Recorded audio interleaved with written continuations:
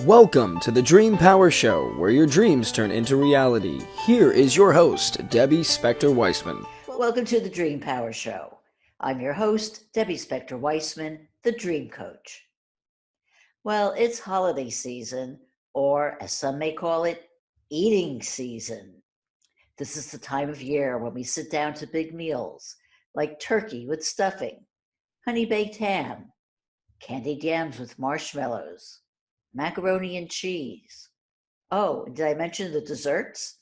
Pecan pie, pumpkin pie, apple pie a la mode, and tons of sugar cookies. God, I'm getting hungry just talking about all of this. But are these the foods that we should be eating to have a dream life? We're going to find out as I talk with holistic health coach Joey Sutton. Joey knows firsthand that eating the wrong foods can cause all kinds of preventable illnesses. It was her personal suffering and watching family members die from unhealthy food choices that led her to study Oriental medicine and integrative nutrition. She now coaches and teaches on how to live a healthy, pain-free life. Welcome to the Dream Power Show, Joey. Debbie, thank you so much. I'm so honored to be here. Oh, I'm honored to have you here. So, Joey, what's wrong with the holiday foods I mentioned? It's interesting, Debbie. I think a lot of people believe that in order to be healthy, they have to not eat the foods that they love. So I'm kind of hoping, that's a new word I just made up, hoping, for your listeners that I can provide a inspiring way to eat that doesn't mean giving up all the things that you love. And so to give the punchline to everything I'd like everyone to know right away, the punchline is it's not necessarily what you're eating, it's the quality of what you're eating that's the issue. Sadly, and when I teach classes, almost the first thing I say to people is, I'm so sorry I have to teach this class, because I'm about to say something that some of you know, and some of you don't know, and some of you prefer not to know. And what I'd like to say is, most of our food supply, our conventional food supply, is highly toxic. Our animals are being raised in factories. They're being fed genetically modified feed. There's weed killer in the corn that they're eating. There's antibiotics and growth hormones. A lot of our plant supply is dosed with pesticides, herbicides, and fungicides. So I don't have anything against eating animals. The American Indian in me, and I'm not American Indian, but the aspect of me that relates, blesses an animal if I eat it, thanks it for its part in the circle of life. The vegetables, I love vegetables, but half of our vegetables now, if you compare them to the nutrient list from 50 years ago, have lost almost half of their nutrition. So if we're eating quality food, farm-raised animals, free-range animals,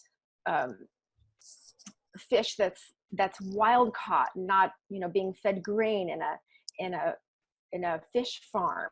If we're eating vegetables that aren't sprayed with pesticides and toxic fertilizers, or deficient fertilizers, fertilizer isn't necessarily toxic, but deficient fertilizers. If we're actually using organic means of growth and kindness and sustainable ways of eating, we can eat the things that we love without the toxic side effects. So that would be my very long answer to your first short question. Oh, that's okay. No, we want the most complete answers that we can get. So in other words, you're saying that instead of getting a butterball turkey and store-bought regular old stuffing, if you've got an organic turkey and you got free range organic turkey and you got stuffing that was made with non-GMO ingredients and was organic, that would be okay. Well, and let's add a stuffing that's not only non-GMO and organic, but let's add a whole grain stuffing. So most stuffing is made from white bread that's dried and turned into these crispy little crumbles. And then we add all this yummy broth to it and reinvigorate it and make this nice, mushy, yummy stuffing that we love, sauteed with veggies and things. So if I had my way, it would be a whole grain bread stuffing mix rather than a white bread stuffing mix. One of the problems with our I don't know if you can hear my cat in the background crying. Okay. Maybe We love he's the hungry for this. Yeah, we love the Okay, good. Anyway, so one of the problems with our current day food supply is that we have a highly overfed but undernourished society. We have the largest percentage of obesity we've ever had. And now adult onset diabetes is now called type 2 diabetes instead of adult onset, because children, very young children, before they even hit double digits, are now in the diabetic ranges. And this is generally, it's not just because they're eating fat, it's because they're eating too many unrefined carbohydrates and they're hungry. So it used to be that the swollen Ethiopian bellied child was the vision of malnutrition, but now it's the American obese human that is the face of malnutrition. So we're overfed and undernourished. And one of the reasons so many of us are overweight isn't because we're just food addicts, isn't just because we have no willpower, isn't because we're just addicted to food. I truly believe one of the reasons that we have this huge overfed, undernourished nation is because we're being fed highly processed foods that are deficient in the whole grain or a non-toxic version of that. It's missing so many nutrients that we keep eating the same foods in order to try to find the nutrition, like a needle in a haystack, and it's not in there. So having said that, on the tails of stuffing, the reason I'm saying whole grain is because the regular stuffing is made from white flour, and white flour quickly transforms into sugar in our bodies. Now, our body can only store a certain amount of sugar in our blood, brain, and muscle and liver. And once that storage is full, and it doesn't take too much, that excess carbohydrate in our diet, especially refined carbohydrate, gets transformed into triglycerides, which is the kind of fat that pads our bellies and squeezes our organs. And that messes with our insulin, and this causes diabetes, and this causes obesity. And so having said that, is anyone inspired to try to find a whole grain organic stuffing mix? And let's add to that, how about we eat that stuffing, but how about we don't eat as much of it? Let's just reduce the size of those carbohydrates that we're eating. It doesn't mean you have to eat no carbohydrates. We can't sustain that. That's an unsustainable model, to not eat these foods that we love, but we can certainly eat less of them. And we can certainly chew them well and be present to them. And then we can certainly digest them better in this way. Yeah, I was going to talk to you about the chewing, because I know one of the things that you stress is you can eat smaller portions if you spend the time chewing the food properly. You talk about that a bit? My one takeaway is chew your food to a paste, whatever it is. Whatever it is, if you chew it to a paste, you're going to reduce the size of the particles that land in your stomach. You're going to decrease the amount of excess work that your stomach has to do to tear those particles apart. You're going to reduce the amount of food you can actually eat, because chewing takes a long time. Now, I'm not talking about chewing like a cow. I'm not talking about slow chewing. I'm talking about thorough chewing. So when we thoroughly chew, it takes us longer to chew. But consider this, and I love this idea. We could eat half the amount of food that we're eating now in the same amount of time that we eat the whole plate. Only we could digest 95% of it instead of 35% of it if we're chewing it to a paste. This way, we're actually saving money, because some people say, I can't buy organic food, and I can't buy free range this, and I can't afford the free range eggs. But what if we were eating less of them, so that, let's say, those meats and those eggs cost twice as much as a conventionally raised or grown, animal egg or food stuff, but we only eat half of it. So if it costs twice as much, but we're only eating half of it, and we're chewing it to a paste, and we're digesting 95% of it instead of digesting 35% of it. By the way, these are not provable percentages. I'm giving you a perspective range. But if you chew well, you digest way more. If you don't chew well, you're going to have these hunks of food are going to go into your stomach. Most of us have really overworked stomach acid. So hunks of food are going to pass through the intestinal wall, and food's not supposed to pass through the intestinal wall. Nutrients are supposed to pass through the intestinal wall. So if our stomach acid is too weak, then we're not going to break our food down into nutrients. We're going to end up slipping through some of this food that gets into the intestinal wall. And then that food gets into the bloodstream, and then the body launches an immune attack on a bagel because it wasn't supposed to be there in the form of a bagel. And now we're exhausted, tired at 3 o'clock and can't open our eyes because our body is so busy launching this false attack on these, invaders that aren't going to do any harm except for the fact that they shouldn't be in there in the first place. So if that doesn't inspire you to chew to a paste, let me inspire you a little bit further. Chewing to a pace, again, will reduce the amount of food that you eat. It will increase the absorption. It will increase energy. It will decrease allergies, and it will also help you to lose weight. Let's say somebody who's listening to this show wants to create new memories by having at least one new holiday recipe that's healthy and delicious and all the things that you want a good holiday meal to be. So do you have any recipes that you could share that are tasty, healthy, and not too involved? Okay, yes. So I have some very good leveled up recipes that I am providing for you and your listeners. See if I have them memorized. One of them is a vegan, gluten-free, though it doesn't have to be gluten-free, pumpkin pie. It's delicious and satisfying. And the ingredients are very simple. And I like to use a pre-made gluten-free crust. And yes, it's got refined grains in it, but guess what? I'm also not a fan of being perfect. So you like that about me as a coach, that I don't require perfection. So that's one of the ways I make a leveled up version of a pumpkin pie. Personally, I can no longer eat wheat, and I can no longer eat dairy, and recovering my own body from lots of injuries and illnesses and allergies. And so I get to be healthy today, but I still don't eat certain things because they still do hurt me. So I will do a gluten-free crust that's pre-made. I do have a recipe for one. I can't remember if I added it to the one I'm sending you, Debbie, or not, but let's just stick with the pre-made pie filling because you said minimal ingredients and make it easy. So there's that. There's also a pumpkin pie protein shake. And pumpkin isn't just for particular holidays. I've got these 2 pumpkin recipes that I'm sending to you, but pumpkin is a seasonal food, and that's why we eat them at those holiday times. So there's those 2. I do want to ask you very briefly about your ebook, which is called 5 Foods That Will Help You Lose Weight and Stabilize Energy Naturally. Why did you write this? Well,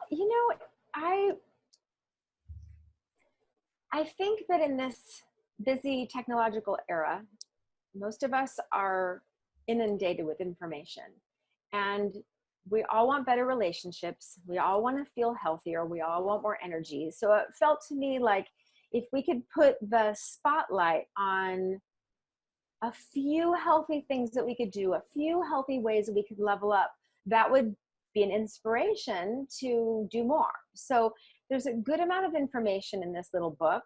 You can also skip around some of the information and just quickly hone into what those foods are, depending on the kind of person you are, whether you want lots of information or you just want the blip.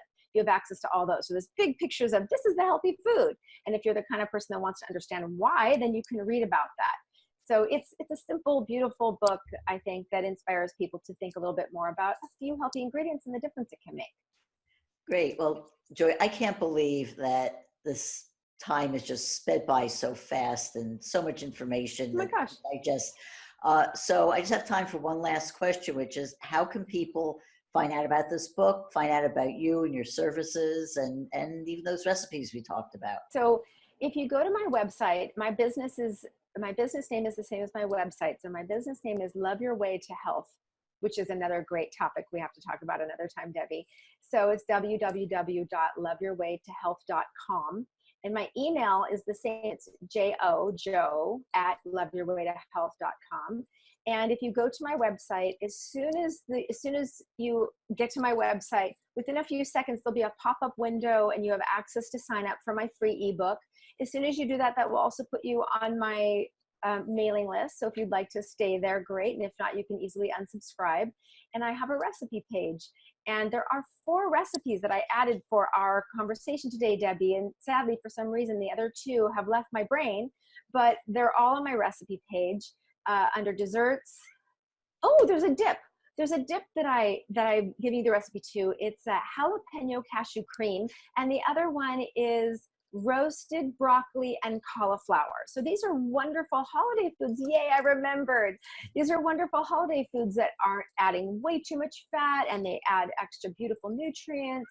And you have that yummy pumpkin pie, which turns out to be a delicious high nutrient value meal. And so you can get everything through my website. You can contact me through my website. And of course, they can find me through YouTube. So thank you, Debbie. We've been speaking with holistic health coach Joey Sutton. We'll be right back with our next guest.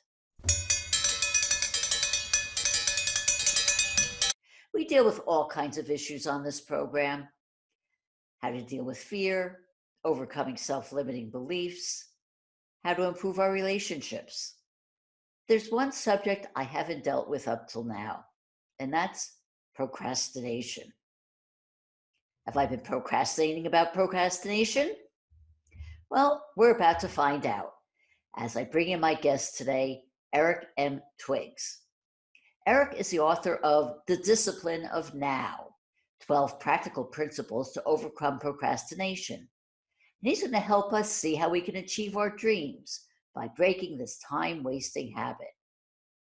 Welcome to the Dream Power Show, Eric. Debbie, it's a pleasure to be on your show. Oh, thank you.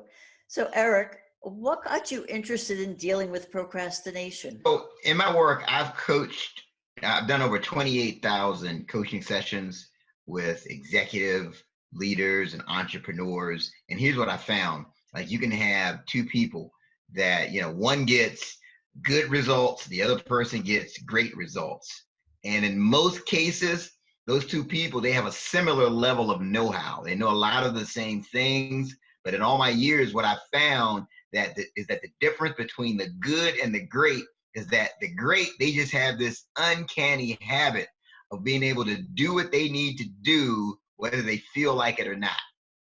And that's the real difference. And that's why overcoming procrastination is so important. Why do people procrastinate? And there really isn't one answer, but it's several things. So when you start to really peel the onion, a lot of times they're dealing with anxiety and fear. That's a leading cause of procrastination. And so they go to things to relieve their anxiety. So let's say, for example, Debbie, you've got a presentation that you have to do, and you're feeling a lot of anxiety about it. So you put it off, and it's easier to surf Facebook or check your email to give you that relief. But the problem is the more you procrastinate, you start feeling more anxiety because the deadline is getting closer. So you feel anxiety about the event, and you feel anxiety about the fact that you're procrastinating about the event. So that anxiety, those feelings are really a leading cause. There's other things as well, but that's right up there as far as one of the leading causes. What are some of the things that people end up doing to procrastinate, and why do they keep doing it? Oh, there's something that's called creative avoidance. That's where you ever see people, like, they're in an office environment, they start, organizing their desk, they're dusting, they're cleaning, they're basically doing everything except for the specific task at hand.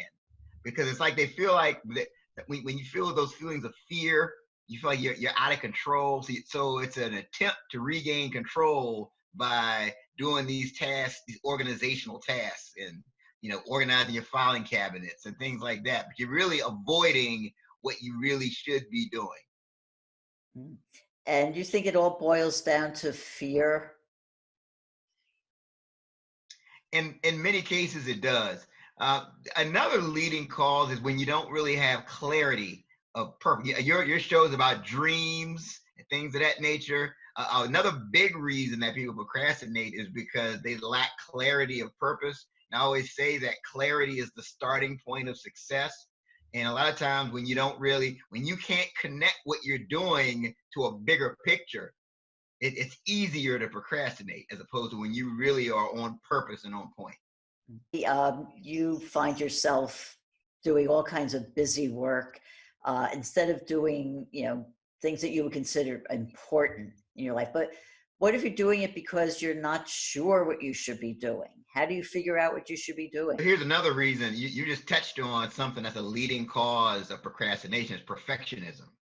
right? So a lot of times there are people that they need to have everything figured out before they move forward, right? And I have an embarrassing confession to make, Debbie, as it relates to my book, The Discipline of Now. It took me 6 years to write a book about overcoming procrastination. It's Okay. embarrassing. Look, But here's why.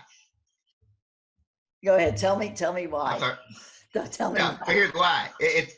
It's all about perfectionism, right? Because I didn't have everything figured out, so I would get to moments where I stopped. And here's something that people need to really remember. They want to write this down. Is that you can't allow perfect to become the enemy of progress.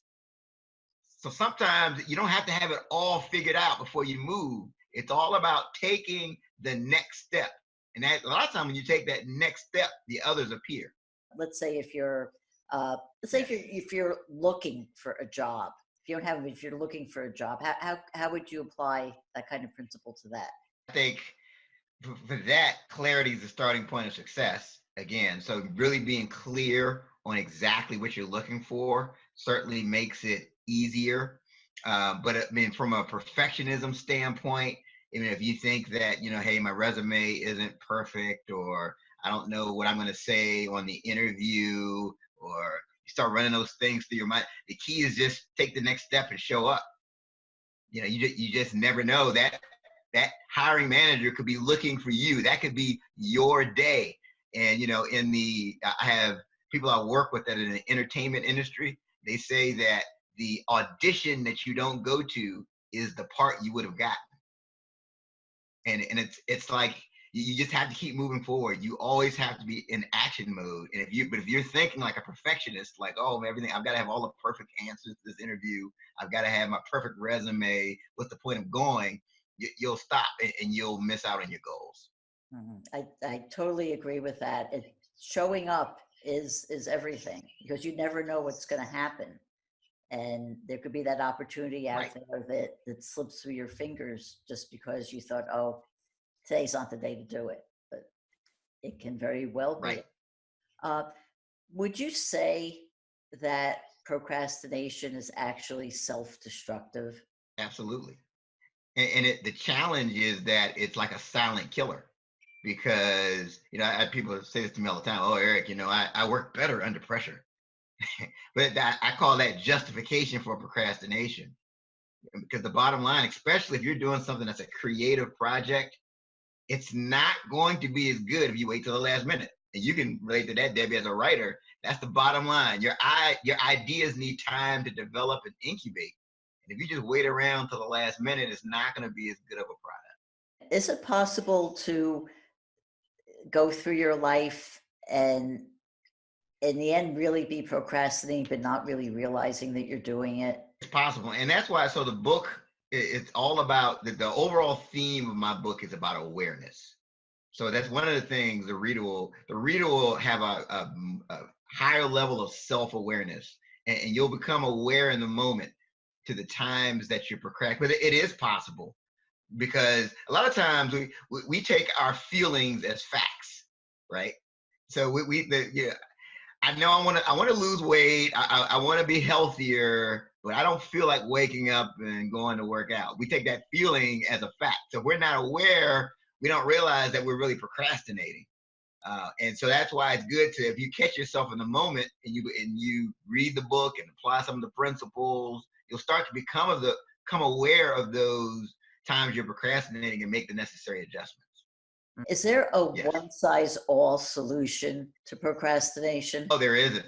There isn't. That's one of the things that motivated me to write this book. And I think that's one of the things that separate this book from others on the same topic, because, you know, I read these books, they all say kind of saying, oh, you know, don't check email till a certain time, and, you know, you have to be an early riser. But there's a lot of things that work for, there's different things that work for different people. I mean, there's things about your genetics, you know, if you're a morning person or you're a night owl, what are some of your personality tendencies? So the book really gets into that, and there's principles that you can apply based off of your genetics that can work for you. You talk about there being like 4 personality types, and that also is a Yes. factor in how to deal with procrastination. So can you explain what those types are and how they would affect deal with their own procrastination issues? So first you have kind of your driver, dominant type A personality. They're very results focused. They're very bottom line focused. They want to win. So that person is going to procrastinate on those tasks that they don't tie to their ultimate goal, or to the big picture.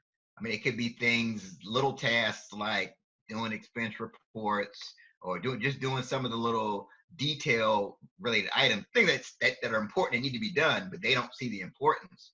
So you just have to be aware. And then with your dominant personality type, you're less likely to delegate certain things too, because you like, I need to make this happen. So sometimes you take on a little bit too much. So that's something you need to be aware of there. And then you have the person that's like that, they're that motivator personality type. They like things to be free and easy, and they like to have a good time. So they're going to procrastinate on some of the tedious and monotonous tasks. They're definitely going to procrastinate on, like people in this personality type don't make good accountants.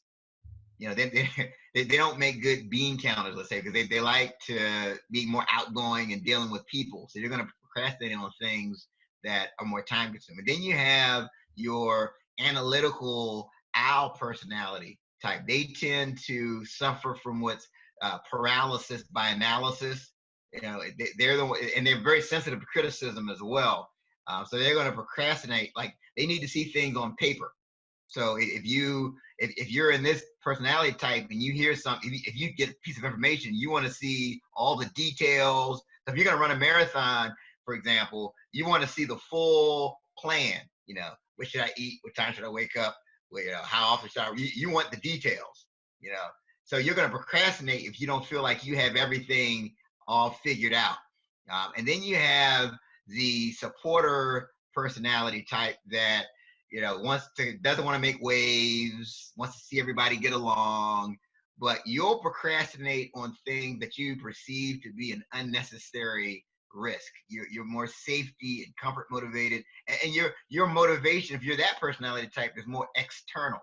So if you're in that supporter boat, you would really benefit from like a peer group that's doing what it is that you want to do, or an external coach, because you really need that extra push to get yourself going. Unlike, say, that driver personality, they're more internally motivated. They're going to find a way to make it happen.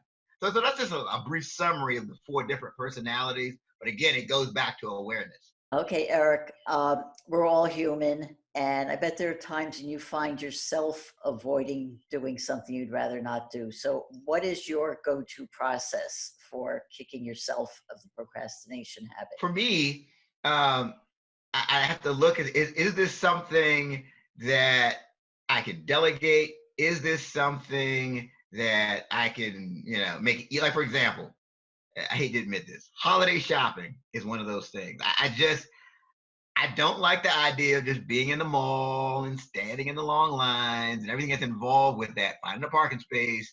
So now I'm using more, of the online sites. A lot of things I'll get online, and it just literally shows up at my doorstep.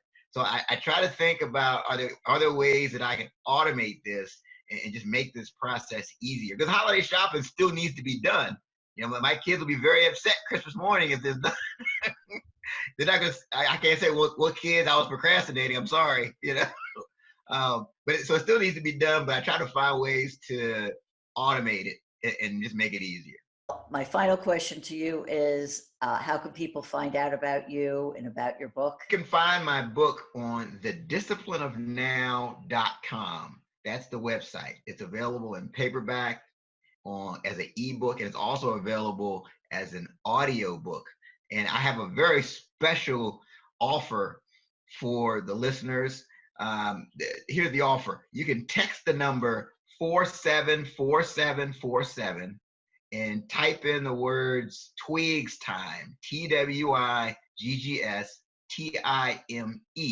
And once you do that, you will instantly receive a short video containing 2 powerful tips to beat procrastination. We've been speaking about procrastination with author Eric M. Twiggs. We'll be right back with our next guest. I love talking about dreams, and I particularly love interacting with dream experts who each have their own unique take on how to use dreams effectively. I've been wanting to talk with my guest today, Justina Lasley, for the longest time because of her unique process for getting to the bottom of what dreams mean and how you can use this knowledge for personal transformation. Justina is the founder of the Institute for Dream Studies and is the author of several books, including Wake Up to Your Dreams, Transform Your Relationships, Career, and Health While You Sleep. Welcome to the Dream Power Show, Justina. Thank you, Debbie. I'm really glad to be here with you this morning. Wonderful. Justina, in reading about your life, I was struck that, like me, you didn't really start paying attention to your dreams in a serious way until you were well into your adulthood. Why is that? And what caused you to start paying attention to your dreams? Interesting, because as a child, I loved my dreams, but I grew up in a family that was more analytical, engineering minded, and so more about facts and figures. So when I would come into the room with a great dream as a child, I remember there just wasn't any interest. It was like, let's talk about something important now. So I just sort of tucked my dreams away. And it wasn't until I was, like you say, well into my adulthood, that I found out that dreams actually had meaning and people used dreams to find this wisdom within. So I had Jeremy Taylor, who I'm sure you are familiar with, and has written many books on dreams, and we lost Jeremy last year. But he came to Atlanta and spoke about dreams, and I was just blown away. And right after that, I joined a dream group that formed at my church, and that was the beginning of a new career and just a new life for me. I had learned everything about all kinds of inner work and gone to every workshop and read every book, and I could teach the courses, but I didn't get it. It didn't change me. And that was the moment I started seeing what was inside of Justina. So, how have dreams impacted your life? The title of my book, Transform Your Career, Relationships, and Health While You Sleep, that's so true for me. It has impacted each one of those. I've been through a lot of rough times in my life. And now that I have my dreams as my guide and my wisdom and my compass, I have really made some differences. I had lived in Atlanta for 35 years and married with 3 children and was very involved in Atlanta, the community, and my family. But that all took a turn, and I was single again. And I just followed my dreams, and it gave me such courage to do what I needed to do for myself. And it was the first time in my life that I put myself first of what does Justina need and want. I never even thought I had permission to do that. I was never given permission to do that growing up.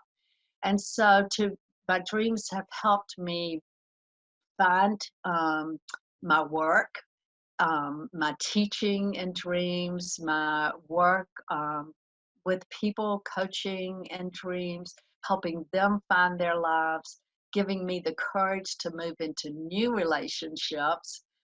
In a marriage now, just celebrated my 10th anniversary, and I feel like it was so impactful, my dreams of leading me to the right person. And my health, I have lupus-like autoimmune, and I can't tell you the number of dreams. I think you've looked at my books that have guided me to cures, or if not cures, ways to overcome symptoms and things in my illnesses and be healthy. Well, Justine, it's one thing to have a dream and get insights from it that really, give you some guidance on what to do. But you did make some very major life changes, like leaving a marriage, leaving a city, moving on to a new place, a new career. What gave you the courage to follow your dreams? I'd been successful. If people in high school or college um, told you about me, they would say that I was successful. I was a good student, I was a leader.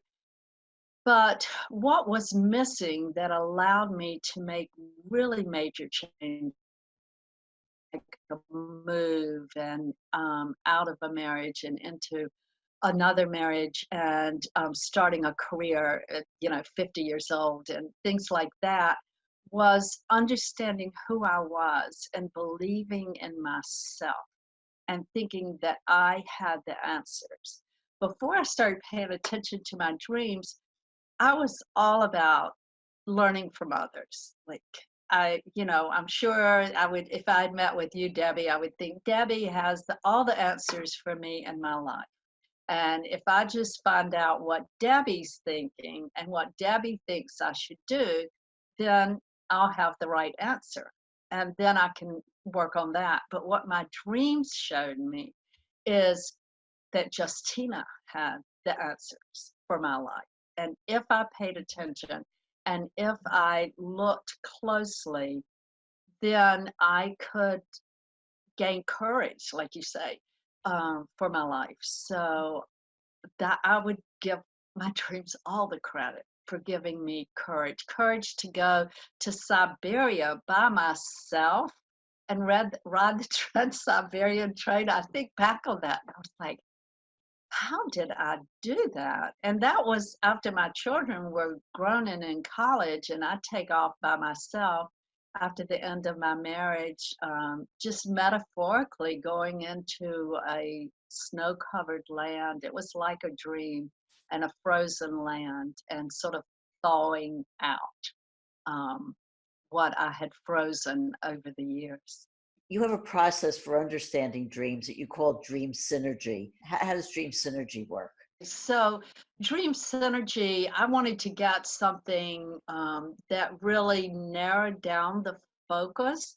So, people sometimes don't pay attention to their dreams because they think it's so intangible that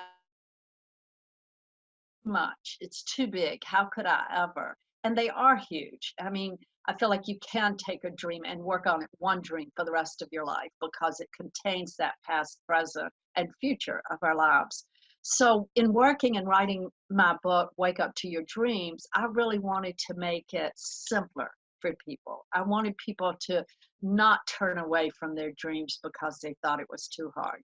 So 3 aspects of dreams that I really focus on in the dream synergy process are characters, emotions, and beliefs.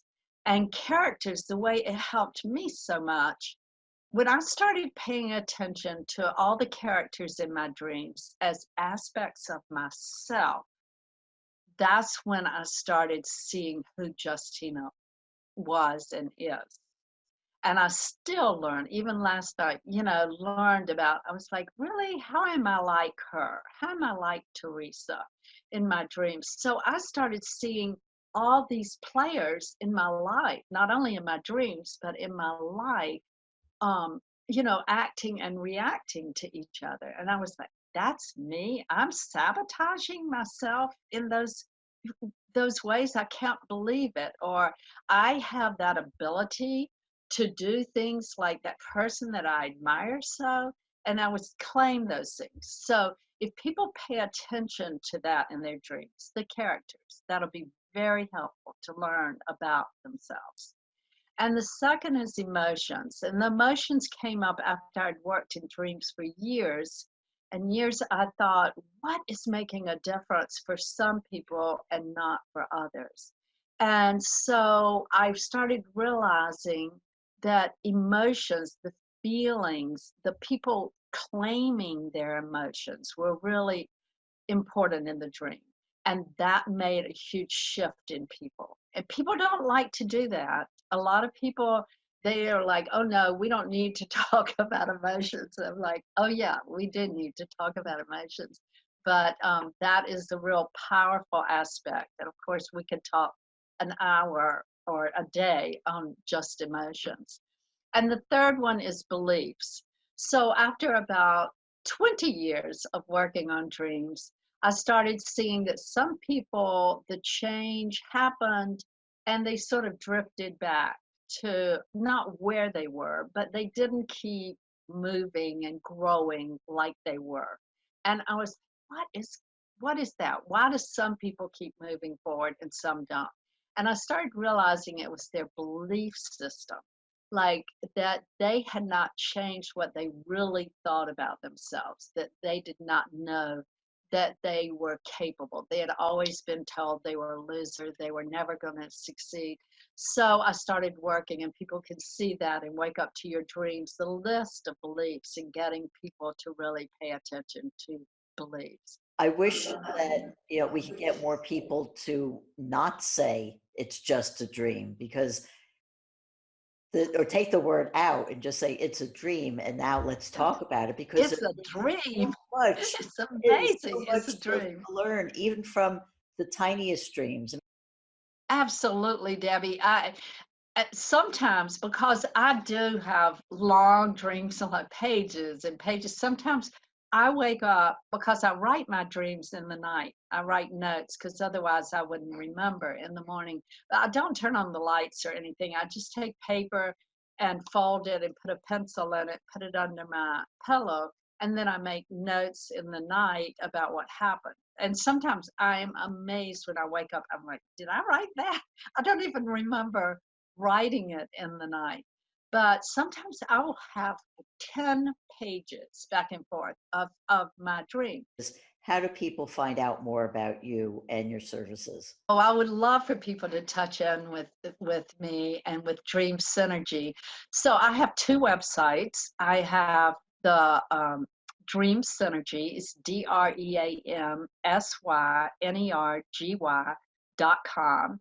They can go to my website, and there they can find events and things that I'm doing, the online courses and other events that I'm doing. And I have the Institute for Dream Studies.org website, where you can find out more about the educational opportunities of certification and things that our institute is sponsoring. So I love to get people involved in their dreams. You will never regret it. And also follow me on Dream Synergy Facebook and Institute for Dream Studies Facebook. And on Dream Synergy, I'm doing a Facebook Live process on this book, Wake Up to Your Dreams. I don't know whether you can see that, but we're going to go through this book together. So be sure and like that Dream Synergy page on Facebook. We've been talking with dream expert Justina Lasley all about dreams. We'll be right back with our next guest. As this year comes to a close, I want to give a big, sincere thanks to all of you who've been watching. I hope you've been gaining as much wisdom and insight from these shows as I have. It's only been my pleasure to offer you all of these experts, but I'm going to let you in on a little secret. Doing this show is one of the ways I've been living my own dream life. And now I'm going to give you a little peek behind the curtains about the workings of this show. You see, none of this would have been possible without the woman I'm going to bring on as my guest. Raven Blair Glover is the founder of Raven International, the entity that provides the platform for this program. But that's not all this remarkable woman does. In the space of a little over a decade, she's gone from being an award-winning talk show host to running a virtual media empire. But instead of me talking about it, let's let Raven do the talking. Welcome to the Dream Power Show, Raven. Hi, I'm glad to be here. I can't believe it. I'm on the Debbie Weissman show. Yay, me. But we are thrilled to have you. Now, Raven, you have been known as Raven, the talk show maven. So I just want to start back at the beginning. What Mhm. made you decide to be a talk show host? I was a dreamer as a kid, and I would always listen to the DJs on WJMO, and I thought, oh my God, it's so fascinating that to think that they could spin records. And at that time, I thought everybody in the world could hear them, but really everybody in Cleveland and the surrounding areas. And it just, it lit a fire in me. And from that time on, I wanted to be on airs. And I used to sneak to the neighborhood radio station. Again, it was WJMO in Cleveland, Ohio. And I was a junior DJ there and a junior DJ at a hospital, Methodist hospital in Cleveland. And then that dream shut down. Like most of the time we have these dreams as a kid, right, Debbie? But then they shut down because of life happenings, all this stuff. And we're like, oh, that'll never happen. And so I bought into that it would never happen. But then at the age of 55, as you know, Mom was in the hospital and I was on a conference call, and Alex Mendozian said the quickest way to become an expert is to interview experts. You could do this thing called podcast, and you didn't have to have an FCC license. I said, what? And that people all over the world could hear you. And so I started drafting out my show right there at the hospital, and that was February 6, 2006. April 23rd, 2006, I launched my first show, Women Power, right from my kitchen table on a free conference call line. That's all I had to do. I know, and then it was just uphill from there. It's funny because you said kitchen table because you actually put together some books, careers from the kitchen table, Yeah, which my show first course was called Kitchen Table Radio. right, and it shows people how they too could become talk show hosts. And I wanted to talk about that because it's unique in this business. People who do shows just tend to do talk shows, but you really wanted to pay it forward and to show other people that you could do what you're doing. Why did you do that? I wanted to show people that number one, they didn't have to have an FCC license like Alex said, and that even if they had no content at all, that Alex was 100% right, Debbie, that as long as you went out there and you found authors, speakers, and people that had already been there, done that, they knew their strategies and how they got to their success. If you would go out there and interview them, you would become a success by just kind of hooking your wagon to them. And I wanted to show people the easy breezy way of doing it. I mean, to think that all you needed was a free conference call line for someone to say, yes, you can interview them. And, you could do an interview. You could then download that and upload it to these podcasting platforms like Apple. And I think back then I used Podomatic, or any of those podcast platforms. And then people all over the world could hear you. I just thought it was fascinating, and other people needed to know that. But to be honest, I really wanted to reach people like myself, those that were in their midlife, those that at that time were getting fired from jobs and they didn't know what they were going to do. They were like scared. I remember being in my 50s and scared that I was going to lose my job. And I felt like there's other people that felt that way, and that they could build a career off of being a talk show host, have fun at it, and they could, interview or teach people things that they had worked for years. Like if a person was a executive assistant for years, they could have a show that would interest other executive assistants on how they could be a better executive assistant, how they could find jobs. People that like quilting, they could do a show around quilting or cooking. And I thought that was just fascinating. You had a network called the Amazing Women of Power. Was that the first network? Yeah, so we took Women Power show, and then years later, after I left CNN, I thought I wanted to start a positive programming network where it was a network that was all positive. There was no men bashing, women bashing, political bashing. It was just to move people and uplift them and get them to dream again and know that they can do it. And I wanted to have a network full of coaches like you, Debbie, that could not only do a show, but be able to take their listeners further than the show by offering breakthrough sessions and giving them books and courses so that their learning wouldn't stop at the show. Because, you know, once you listen to a good show, then you go listen to another show and another show, but where is the transformation for you, the listener or the viewer? So I said, I want to have a network. It's going to be powerful women, up and comers like myself, because I thought, you know, the ones that had already made it, they were out there, but there were plenty of people like me that were talented and nobody knew about them. So I was going to make them stars on my platform so that people could know that they are the leader they're looking for. So what makes a good talk show host? Someone like you, Debbie, that's authentic and they're real. They're not perfect by no means, but you know, they are willing to bring their realness and rawness in front of people. And I got to tell you, it's a whole different ball game, as you know, being on video and now doing a TV show than a radio show, because you kind of hide behind the mic, you know. But now we're really out there and we're showing the realness, the rawness, and us women, we could be a lot, you know, we're pretty vain, you know, so we have to discard worrying about our looks and are we just perfect. You know, we're not trying to be a, you know, a Kim Kardashian or anything like that. We just want to be ourselves and we want to help people and teach them the things that we did right and the things we did wrong. And I think a real talk show host does that, Debbie. I don't think they try to present themselves as being perfect, but just saying, hey, this is what I've done wrong. This is what I've done that I've had success for. A great talk show host is someone that knows that it's all about their viewers and their guests. It's not about them. When they're doing an interview anyway, they want to definitely highlight their guests.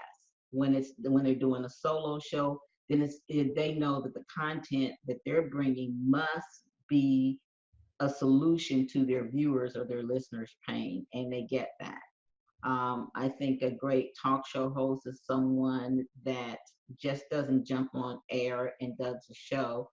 They do like the Oprahs and the Larry Kings. You know, this is their art, this is their skill, and they take care of that. They work on that. You know, you never start learning.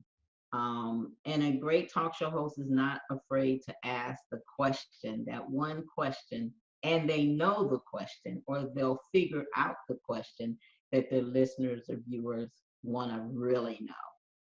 I want to move back to you for a second, get back to your career, because you know, you are an award-winning talk show host, and you actually got a very, very special award, a Lifetime Achievement Award. So tell me what that was like. Oh my God, got a Presidential Lifetime Achievement Award signed by Barack Obama, and it was definitely a memorable moment, but at the same time, it was a moment that I did not own until I actually walked across the stage and they pinned the presidential pin on my jacket and said on behalf of, what was he, the 43rd or 44th. Was he the 43rd president? 44th. 44th president, Barack Obama, you know, thank you for your services. And just hearing those words, wow, that's when it really hit me. But I had a hard time owning that I deserved that. It was a surprise. I was in Hawaii when I got the email saying that you were nominated for the Presidential Lifetime Achievement Award. Girl, I thought somebody was pulling my leg. I was like, yeah, right. I didn't answer it for 3 weeks. And my son finally said, we were sitting at his kitchen table in Hawaii, and I said, how do I keep getting this email? I wish these people stop it. You know, talking about I get the president of, you know, nominated for the Presidential Lifetime Achievement Award. So my son said, let me see that email. And he says, Mom, I think that email is real. It's got an official, what do you call it, symbol or something at the bottom. And he said, and it's got a phone number. You should at least call him. I'm like, I'll do it, you know, when I got back. And so when I got back home, they sent one more email and they said, final notice, you're either going to have to say you're going to accept this, or because we need some paperwork from you. This is the presidential award. or you're going to have to let us know you don't accept it. And then I finally called, and it was real, and I still can't believe it. Yeah, I want to move the conversation into TV because, like I said, we started, it was actually when you had the Internet Radio Network. I started doing shows on that. And then at the beginning of this year, it went all podcast. So that's why this show is now a podcast. And then you said, hey, you know what? Let's do TV shows. So what impelled you? What made you say, hey, it's time to move into TV? That was a surprise from my husband, Debbie. My husband had gotten an email, and it was teaching people how they can be Roku developers and things. And he surprised me. I forget if it was for Christmas or anniversary, because our anniversary is the 31st. So I can't remember. It was right in the middle. And he gave me one for, that's what it was. He gave me one for a Christmas present, one for an anniversary present. So for the Christmas present, he gave me Roku, and I woke up and he had set us up on Roku with he just had told me to send him 6 videos. So I sent him 6 videos, and he got us approved. And so we were on Roku.